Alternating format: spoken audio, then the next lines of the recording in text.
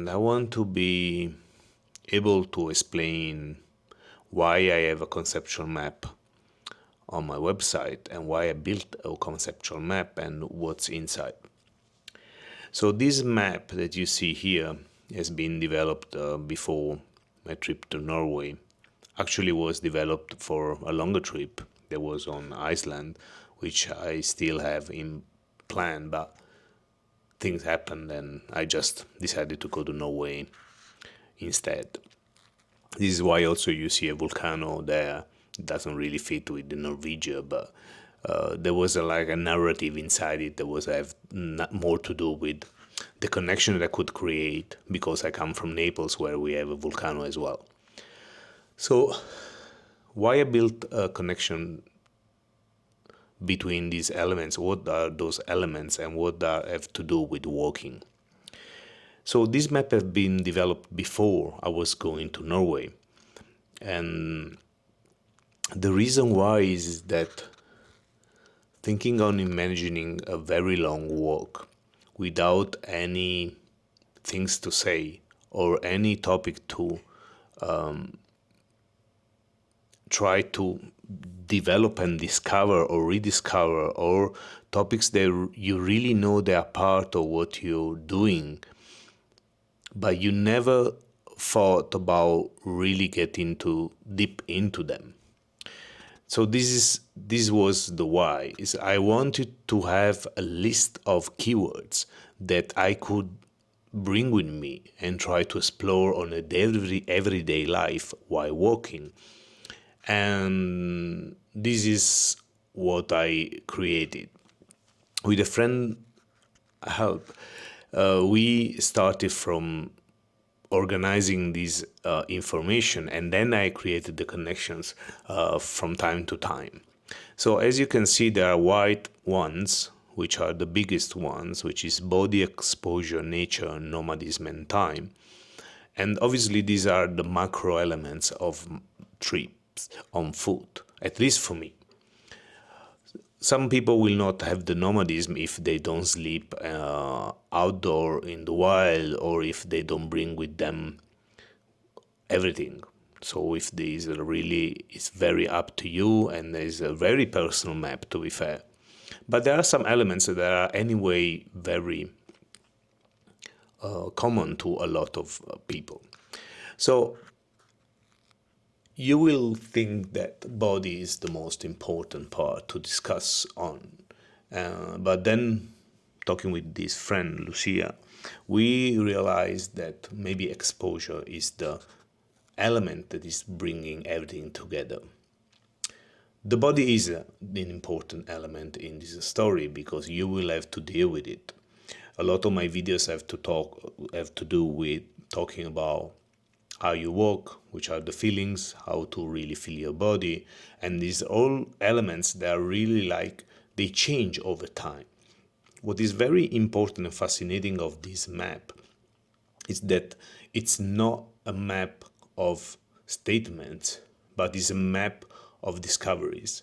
You can really have a different opinion about them at the beginning of the trip, in the middle of the trip, or after a trip. And I imagine, and I hope, or I know in some sort that every time I do a new trip, this map will change. Because the environment is changing and all these elements you see here, they are interconnected. So there are no monoliths here. It's more like trying to get the best out of it in all the elements that you can see. So your body will change. Every trip is different. You arrive to a different stage of your life, but also mentally, when you get there, there will be a different you. And if you can see there are two important elements there. One is discipline and one is resilience. And they are also connected to the body, and they are connected to each other. Discipline is the ability for you to want to do things. So it's a mental state. And resilience is the ability to do it for long, so to keep on doing them. Obviously, they are interconnected and they connect to the body.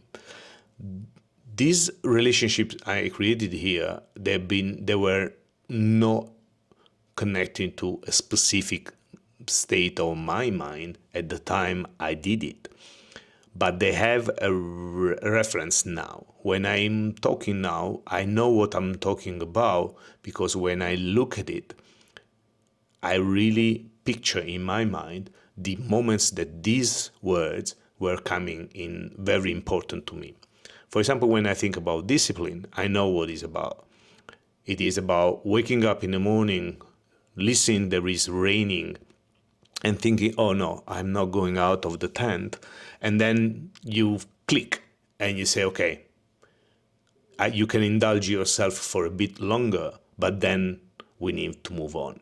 And this is a thing that you learn and also you create for yourself. There are different ways you get there. For me, it's my background. I grown up, or at least in a part of my time, I've been training in Kung Fu, and this discipline gives me strength to wake up in the morning, even if you don't want to wake up. If you know you will get wet all day long, then getting out of the tent is the worst idea ever, that you would like just to stay inside, but you can't. Resilience is a topic that I also elaborated longer during the trip, and I have a video about it. And this I know I can remember it, because I was arriving to a kind of place on gravel, and was very hard. But I seen this kind of cave at the end, where I was staying for half an hour, relaxing, waiting until the rain was over. And you know that this affects you, and you know how far you can keep it. And resilience is really changing over time, and is really changing every day. And what I really want to underline here is that you shouldn't be ashamed or unhappy to the fact that at a certain point you will give up. And giving up is not a fault, it is not surrendering, but it is about just giving yourself the opportunity to say, okay, for today is enough, I can't go further on this. The other side of this is that your body is connected to energy and solitude. And you will think that body and solitude are not necessarily together. As for me, my body is all myself. My ego, my ability to be alone, my body as an extension of my mind. So for me, it is normal that solitude and body are connected.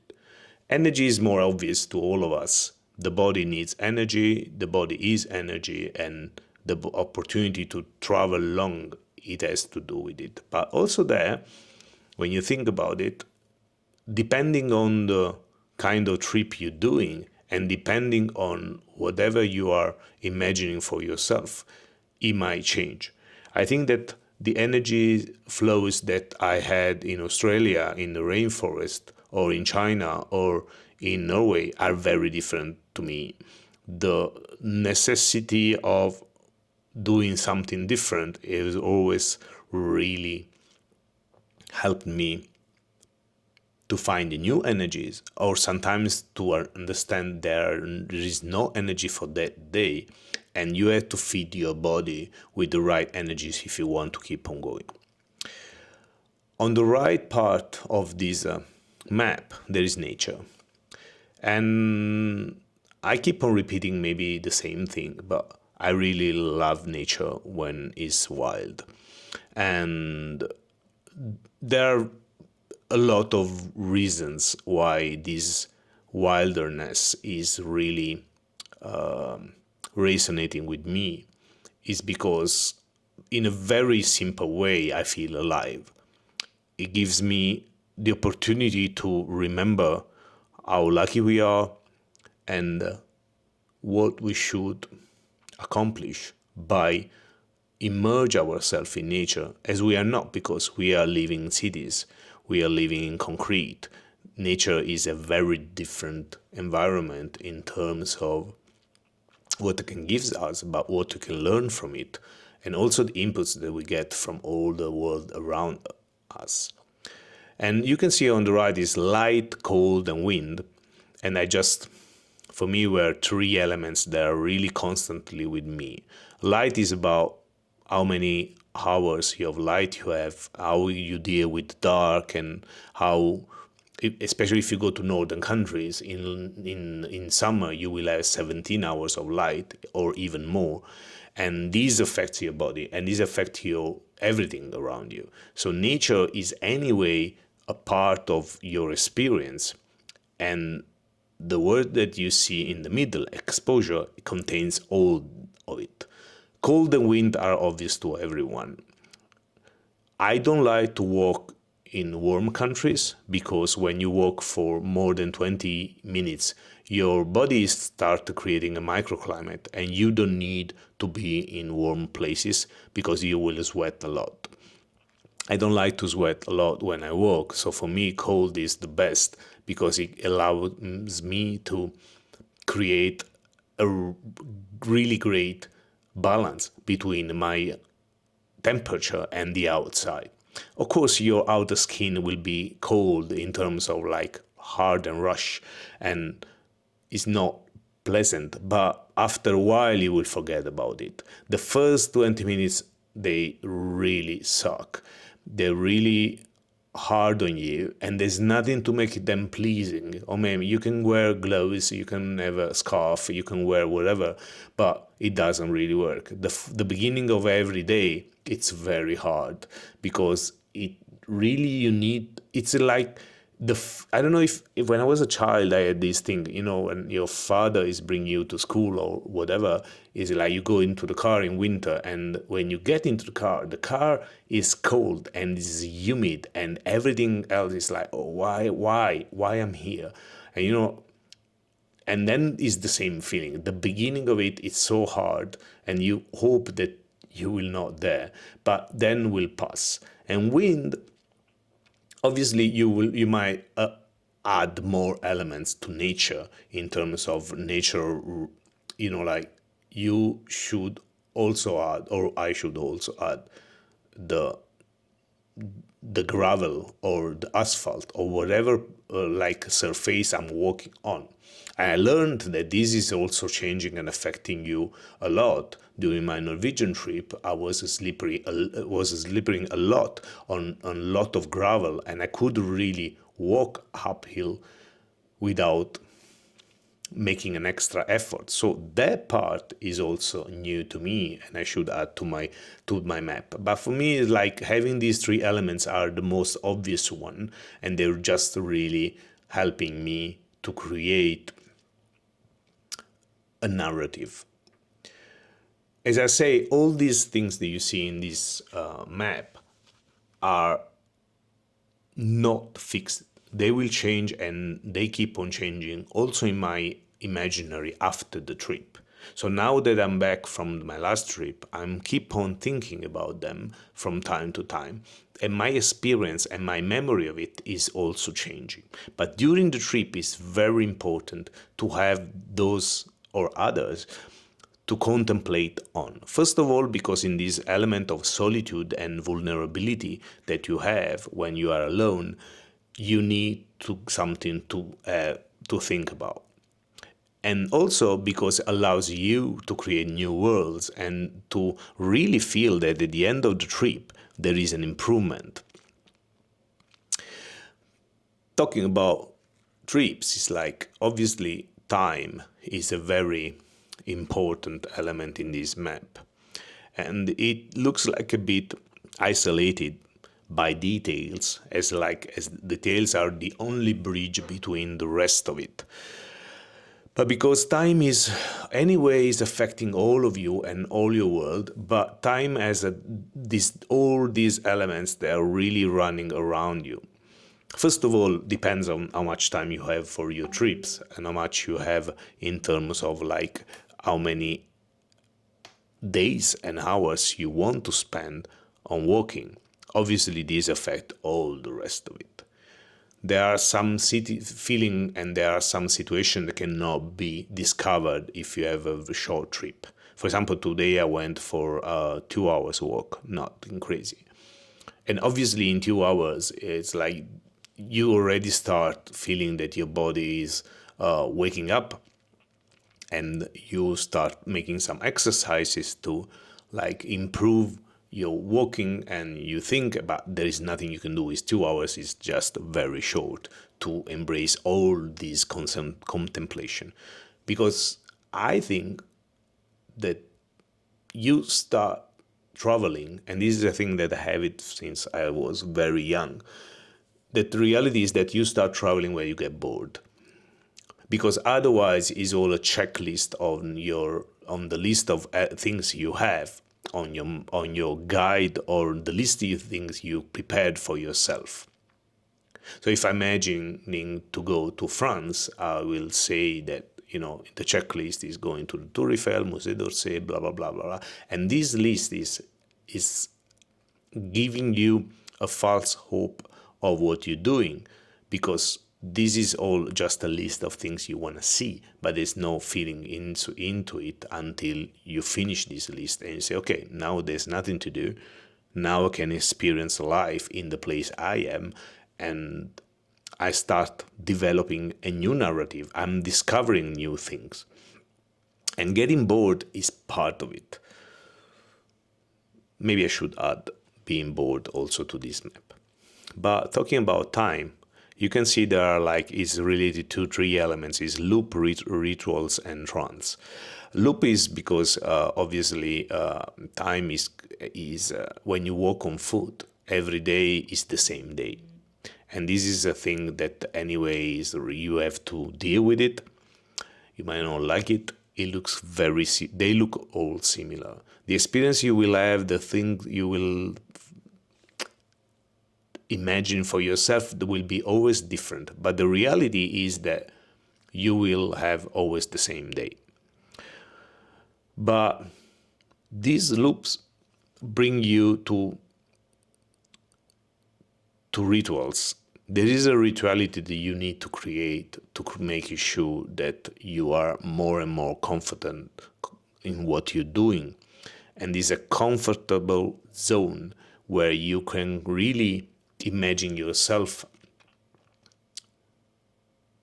in the middle of it, and this helps you focus more. One of the stories that I usually like to say that I bring a mocha for my coffee, not because I need coffee in the morning, but this is because with that ritual, it helps me to focus more on what I want to do. My discipline for my way of dealing with these kind of things, I will wake up, just close the tent in 2 minutes and just keep on walking. And this is not really healthy in long term. So I decided to bring a mocha with me. So I need to prepare the mocha, wait for it. It's too hot.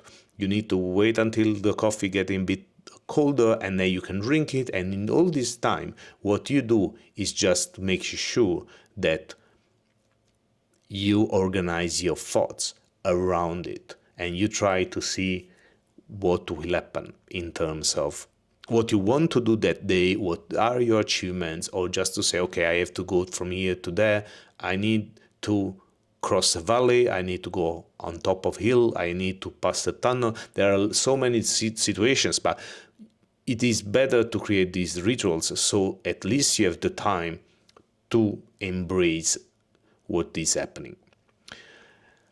And the thing that is in between is trance. I put trance there because it happens to me that when I walk, and it's not the beginning of it, but in the middle of, or even at the end of the day, there is a part where I get completely lost in walking, and I focus so much on the repetition that really my body fails me. I really get completely lost. And then when I woke up again, maybe 3 hours have passed. I really lose track of time, and I really lose track of where I am, what I'm doing, or what is around me. It happens a lot when the road is not very, there are not too many changing in the landscape, so the road is very plan, and it happens, for example, very long straight roads where you know what is ahead already of you, you don't have to focus too much about it, and you keep on walking. But trance is also a very interesting aspect of it because you can't control it, and then you will find yourself just imagining other scenarios. You start thinking about other things in your life on what you imagine, and you don't not focusing on walking anymore, even though your body is completely full on because it's repeating all the exercises, all the focused point of your walking without you being able to control it. So it's really is a state of mind, but it's also on your muscles and on your body as a vector. It really gives you this opportunity and this strange feeling of being not in control of it, and then all of a sudden you wake up. But this again, it is a thing that happens to me, and I don't know if this is a natural thing to for everyone, or has to do just for my personal perspective. I call it trance, maybe it's not, but it is very interesting how that thing goes. And these errors brings you to slowness and patterns to details. So the fact that you're walking on foot is allowing you to see more details, and you do recognize patterns in the process.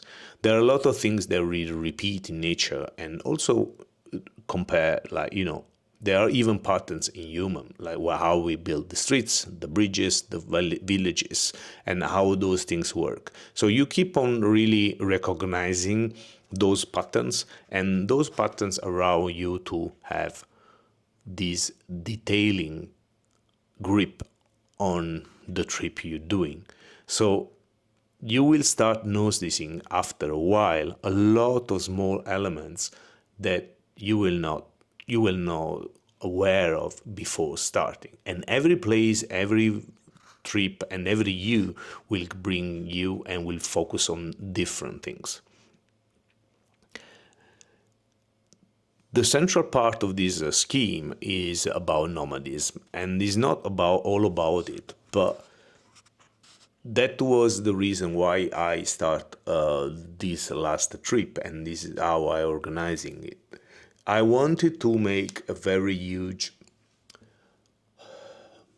focus on what does it means to bring everything with you from the beginning, and imagining that you have to be self-aware of how to survive. It's not being a survivalist. It's more like I was very curious, and now I know what does it means after this long trip to have everything with me, from food to water to clothes to everything.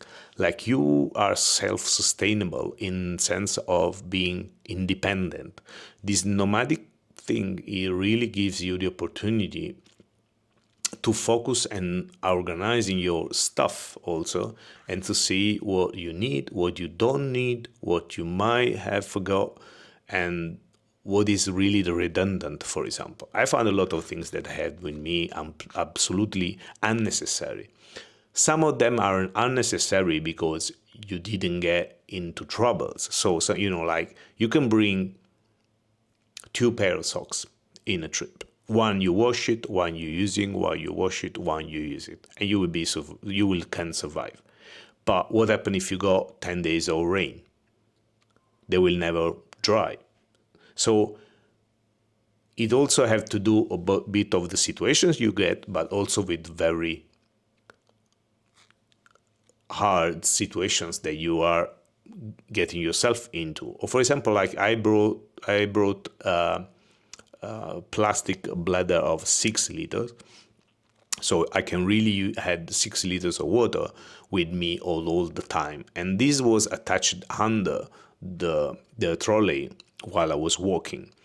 And most of the time, I haven't used this water because I could always find places where you get to refill my normal bottle of water, and waterfalls when I was taking water for and purifying it with a filter.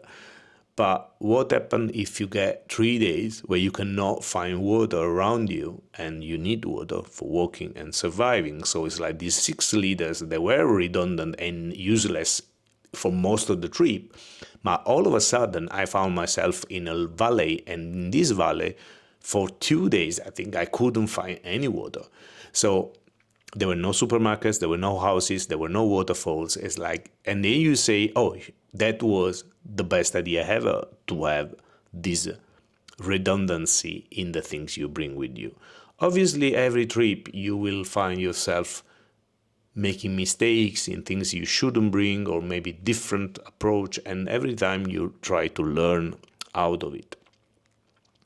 And nomadism has a lot to do with wilderness and with encounters to me, because the wilderness obviously is like when you are a nomadic element, the wild things around you, they will pop up more. Because if you are in a group, or you are like going to places where you can really sleep in a warm environment, in a hotel, a hostel, or a cabin, or whatever, there is always human elements around you. You have to choose. When you are nomadic, you need to choose places that are covered, or at least out of the main road, and you will get yourself in a more wild environment, and you might experience nicer things around you, or at least different ones, I would say. And this is also brings you to encounters, because when you are nomadic and you spend 1 month or more all alone, meeting people will have a different impact on you. And I would say people, but encounters is also about wildlife. So birds, insects, any animals that you will find, every trip will leave a different narrative about it. I've been very lucky, because most of the time I've seen a lot of nature and wilderness around me in terms of animals and plants, and most of it comes with the surprise, because I was not expecting any of it, or I was hoping, but you never know what we'll get. So in this sense, the encounters you will have with humans and non-human will always be a surprise, and will always be very welcome, because in your nomadic experience, they are not given for granted. Especially if you go to very remote places, those encounters are really like gold.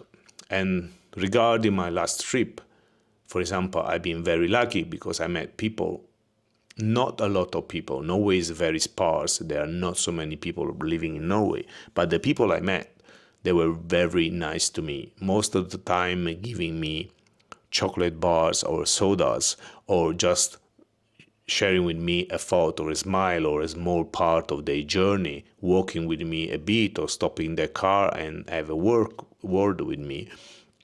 Most, they were thinking I was crazy doing it, because Norway is not a place you want to walk. But they were really curious, and this curiosity is shared.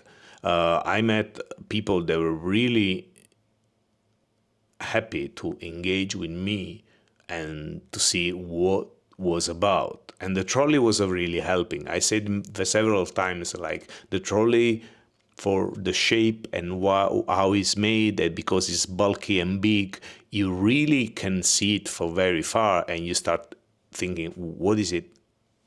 What this guy is doing around here with that? And this is really helped me a lot, because I was not just a guy with a backpack, which in our society, okay, that is a backpacker, but, or a person moving from A to B. But to everyone was obvious that there was something more going on, and the trolley itself really helped me. So this is a bit of the explanation of the really different elements in this map. It's not a final one and a final take, but I really care about how it have been developed. And there are a lot of things that I really would like to explore more, and I will explore more, and elements that I want to add to this map. And I think next trips will help me define more any of those. For example, I see that in this map home is not there, even though during the trip in Norway I talked a lot about what home means. And there are other things that I really would like to add, or other words or other concepts that will come up when I will choose my next destination. So, just as a recap, why to build a map beforehand before a long trip? The reason is that you want to give yourself the opportunity and the possibility to explore more and to have a list of topics that you would like to see how they change from the beginning of the trip, the middle of the trip, at the end of the trip. Maybe you will not have words or thoughts for a lot of them during most of it, or maybe you will get out of the trip not being very sure about some of them. For example, I'm watching now vulnerability, and even though I have a feeling about where this concept was set in my last trip, I didn't thought too much about it. I didn't speculate a lot about what does it means for me and what was meaning while I was doing it. Obviously, while you're walking and while you have the experience, there is a downside and upside, like something's very good and something's very bad, because you are in the middle of the action, so you might not have time to think too much about it. And also as a very subjective but very objective way of thinking about it. On the other side, because you are there, your thoughts are really fresh. So, for example, I decided this last trip to record everything I was thinking about and talking about on videos. And this is how then I developed my movie. But that was not the idea to make a movie. For me, were more personal notes on saying, oh, at this stage and this moment, at the experience I'm doing, what is energy or what is surviving to wind? It is very simple keywords, but they gives you the opportunity, and it's just a pretext's opportunity to speculate about some topics. So nothing more, and it's nice to see, and these reflections I'm doing now, they help me understand that this map is a dynamic thing.